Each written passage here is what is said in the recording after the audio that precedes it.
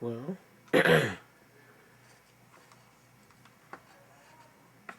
this is the test to see if this works. This volume. We're talking into this. It's muted. Is it mute? Unmuted.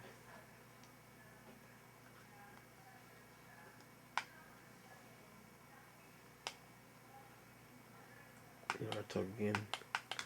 Alright, so this is just a test, see how this works.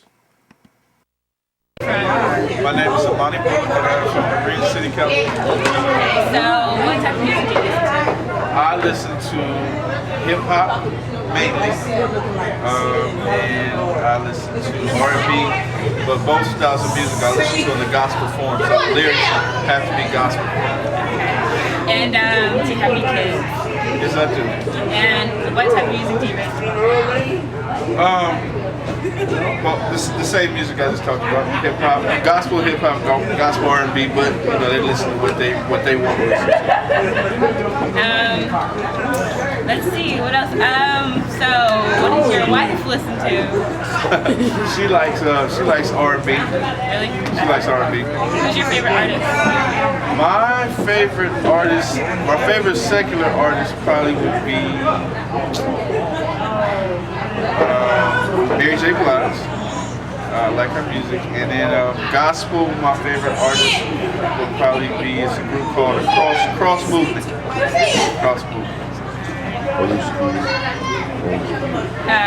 So do you do music? Do you write music?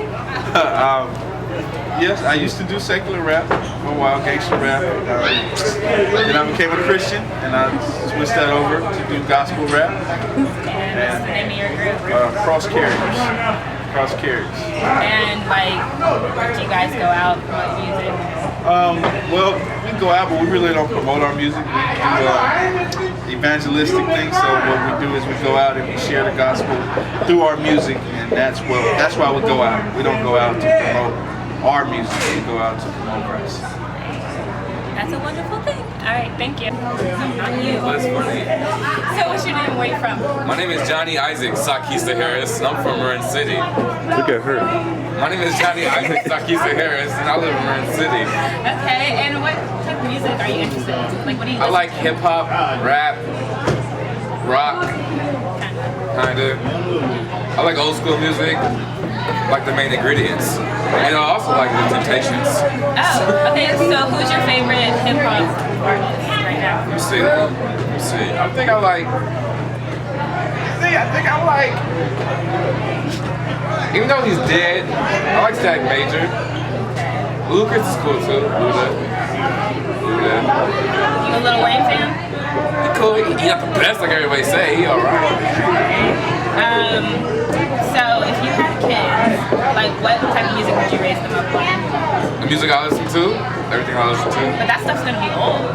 Then they listen to old ass music. I mean, listen to old music. Old music. He listen to old music. Listen to old music. All right, thank you, Isaac.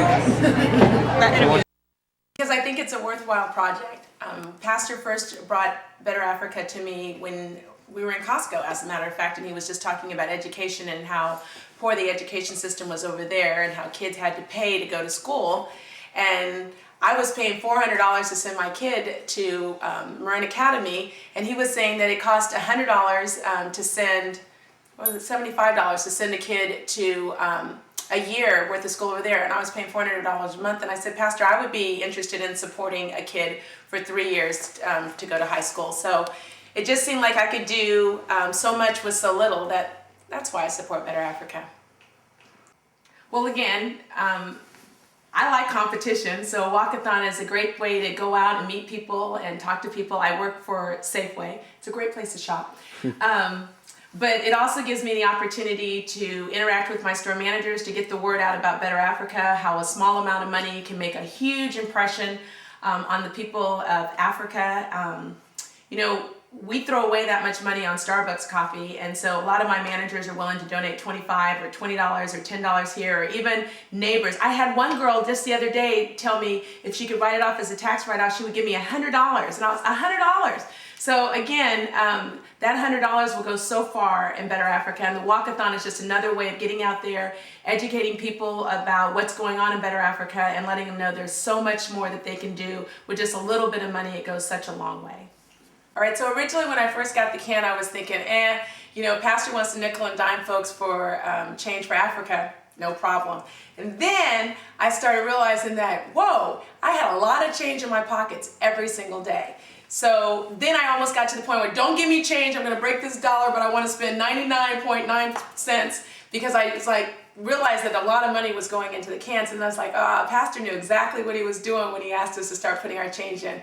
And so then I started being honest, and if I had change in my pocket, I told God, it's yours, and I'm gonna be diligent about giving it to Better Africa. So that's what I did. And I think when I did the first can, it was like $26, and then another one was like $11.26, but he just did it for a month's period of time. So that's a lot of change in a month. So it was a good program. One of the biggest reasons why I got into Better Africa is because a pastor had made a comment about, or someone did, at least here in America, we have trash cans that we can go through and pilfer to get food out of. But in Africa, they don't even have that option. And I think that so little blesses them in so big a way. And we're supposed to be about missions and reaching out. And people say, we have hungry here. And I try to help the hungry here too. But wow, what a difference, and how pleased God is that we're helping so many people from young to old, the hospital. It's just a great organization to be a part of. And I'm guaranteed that all the money is going there because Pastor is overseeing it. That's the area where he's from. And I don't have to worry about administration fees or someone taking some off the top. I believe in the organization. I believe in the man that's heading it up, the CEO of the company, and I trust him. And it's rare that you can be a part of something that you believe so strongly in and trust the person that's the CEO of the organization. So that's why I support Better Africa. Whenever you're ready, go ahead. No, you just answer. Yeah. Okay. Well, I support BAF because just a little bit of amount of money can go a long way, and so if I can just give just a little bit, even just a little bit, can help so much in their health and how their comfort level can be so much increased by just me giving a little bit. So really, just because how much they need it, and that it doesn't take too much from me to help them along. Cool.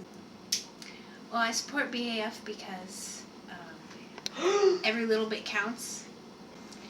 Well, I support BAF because it's just a little bit amount that can go a long way, and just that much can help their comfort level, or even just help them with their medicine or food, whatever they need.